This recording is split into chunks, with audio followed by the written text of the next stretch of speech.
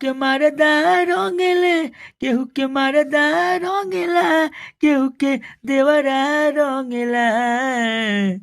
सखिया रे सखी हमके गाँव के यारवा रंगेला। सखिया रे सखी हमके गाँव के यारवा रंगेला। केहू के मारदा रंगेला केहू के देवरा रंगेला।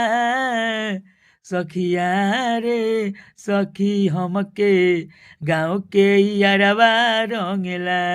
सखिया रे सखी हमके गाँव के यारवा रंगेला।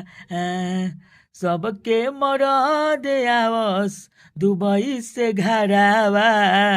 सबके मरद आवस दुबई से घरावा।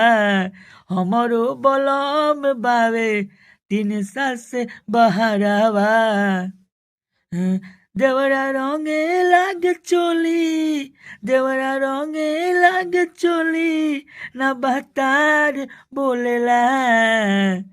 सखिया रे सखी हमके गाँव के यारवा रंगेला।